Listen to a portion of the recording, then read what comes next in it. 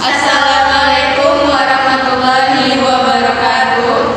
Perkenalkan, nama saya Mayana Rahmadani dari STIM Mahaputra Riau, jurusan akuntansi prodi D3 akuntansi. Perkenalkan, nama saya Rahma Sunia dari STIM Mahaputra Riau, prodi D3 akuntansi.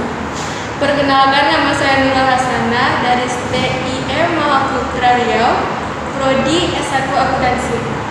Nah, pada video-video saya sebelumnya, saya membahas topik 1 dan topik 2 itu sendirian. Nah, pada kali ini saya akan ditemani oleh 2 orang teman saya ini. Nah, topik 1 mungkin akan lebih diganti oleh Nurul Hasanah, yang topik 2 akan saya sendiri, dan topik 3 oleh Rahma.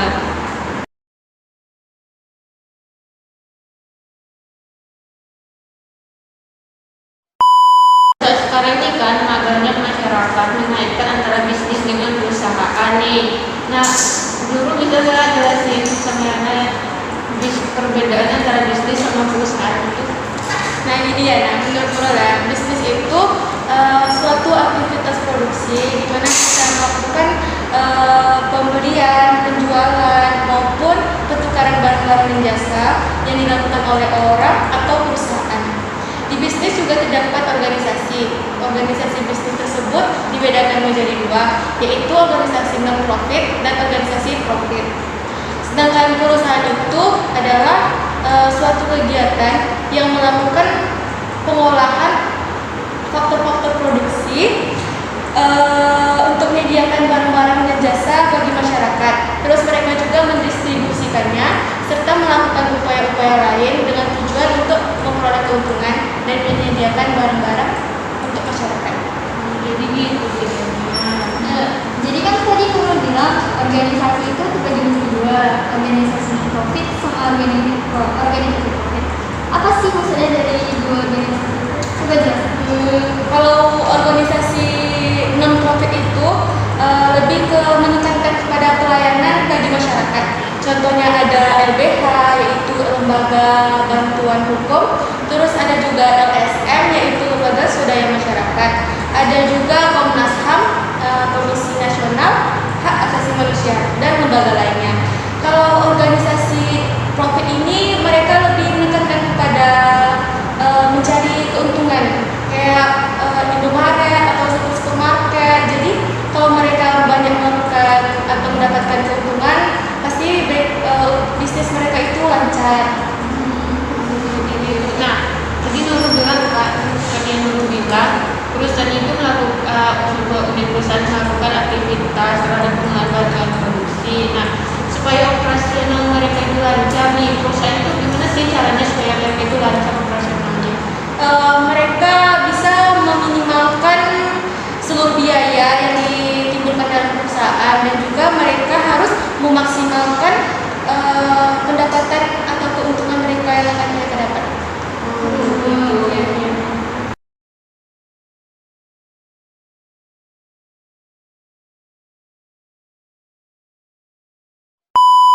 Menurut Liana, apa sih dampak globalisasi terhadap perdagangan internasional?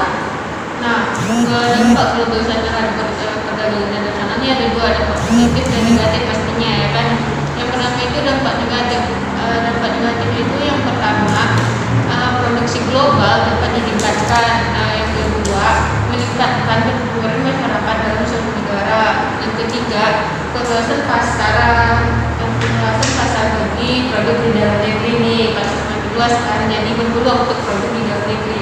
Nah, yang keempat itu menambah atau menyediakan dana bagi pembangunan ekonomi.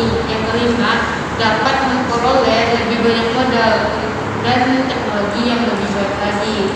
Nah, dampak negatifnya itu karena perkembangan sistem perdagangan luar negeri yang semakin menjadi lebih bebas sekarang ini, sehingga dapat menghambat pertumbuhan sektor industri. Nah, yang kedua dampak negatifnya dapat memperburuk neraca pembayaran. Nah, yang ketiga, sektor keuangan semakin tidak stabil. Nah, yang keempat, memperburuk proses pertumbuhan ekonomi dalam jangka panjang. Nah, itu dia dampak positif dan negatifnya.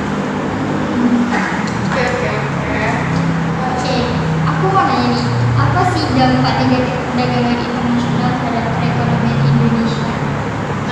kesimpulan aku dari nyata itu sih dampak perdagangan internasional terhadap perekonomian Indonesia. Nah, dampak positifnya yang pertama, saling membantu memenuhi kebutuhan antar negara. Yang kedua, meningkatkan produktivitas usaha.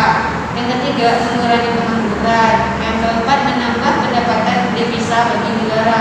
Nah, yang kelima, mendorong kemajuan ilmu pengetahuan teknologi. Nah, sangat besar sekali loh manfaatnya bagi Indonesia dengan adanya perdagangan internasional ini.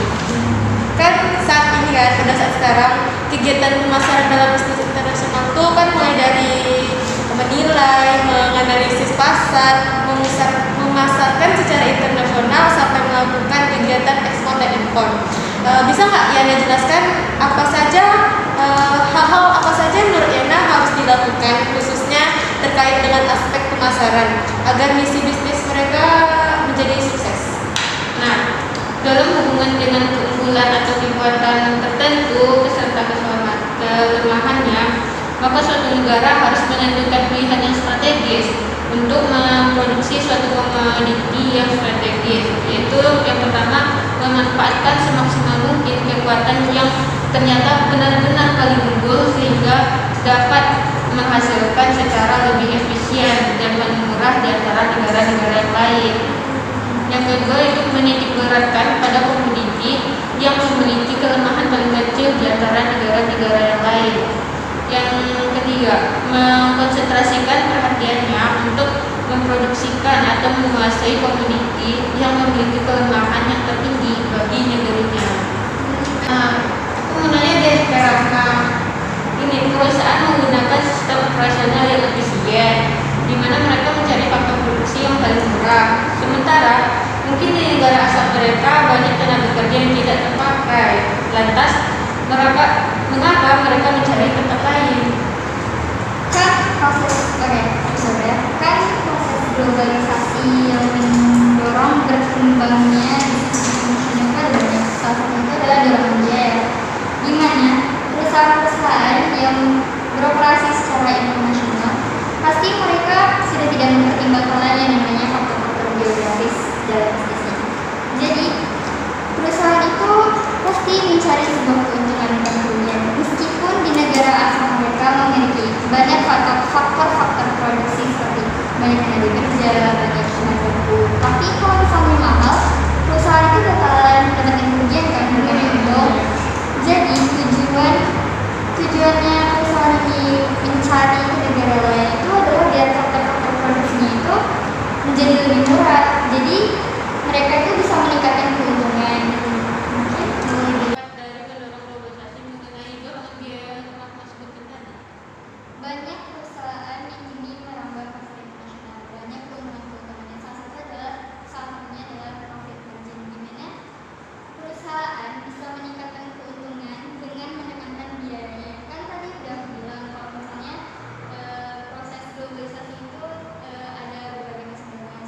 Salah satunya adalah dorongan biaya, di mana perusahaan akan mencari faktor-faktor produksi yang beroperasi tapi secara dengan murah gitu lah.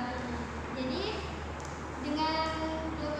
dengan adanya proses globalisasi dorongan biaya kan mereka nggak lagi memperhatikan faktor-faktor geografinya. Jadi mereka bisa menekankan biaya-biaya dalam perusahaan, tapi jadi mereka bisa meningkatkan keuntungan di perusahaannya.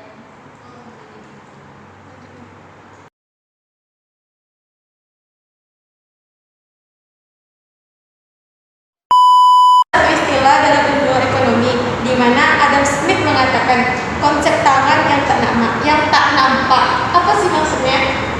Oke, jadi dalam ilmu ekonomi ada yang dinamakan konsep tangan tak nampak atau the invisible hands yang dicetus oleh Adam Smith pada karyanya yang berjudul Theory of Moral Sentiments di tahun 1759. Metafora yang dipakai oleh Adam Smith, tangan yang tak nampak, memiliki makna kekuatan yang menggerakkan pasar menuju equilibrium atau keseimbangan ketika tidak ada intervensi atau campur tangan dari pihak manapun. Kekuatan tersebut sepenuhnya didasarkan pada interaksi dan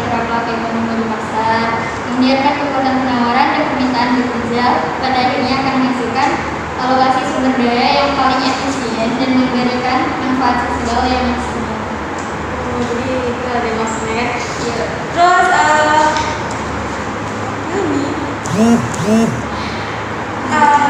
ada 3 soal berkaitan tentang pembangunan perekonomian Indonesia yang harus dihadapi menurut Muhammad Hatta. Coba disebutkan. Jadi menurut Muhammad Hatta ada 3 persoalan yang berkaitan dengan pembangunan perekonomian di Indonesia. Persoalan yang pertama itu adalah persoalan ideologi, di mana bagaimana mengadakan susunan ekonomi yang sesuai dengan cita-cita Indonesia kaum menolong. Terus yang kedua adalah soal praktek mengenai politik perekonomian apa yang praktis dan perlu dijalankan dengan segera di masa yang akan datang. Lalu yang ketiga dan terakhir adalah soal koordinasi. Bagaimana mengatur pembangunan perekonomian Indonesia supaya pembangunan itu sejalan dan berhubungan dengan pembangunan di seluruh dunia. Jadi, paham? Ya, sedikit paham lah ya. Jadi kita tutup lah ya diskusi kita Sampai sini lah ya. Adalah kayak Walaupun adalah sedikit kesalahan kan. masih lagi mungkin banyak lah. Bila ada penyampaian kami tadi ada yang kurang memuaskan atau ada kata-kata kami yang salah, kami mohon maaf. Mungkin hanya sekian aja diskusi kami kali ini. Lebih kurang mohon maaf. Kepada Allah kami minta ampun. Kami sudah dengan Wabillahi taufiq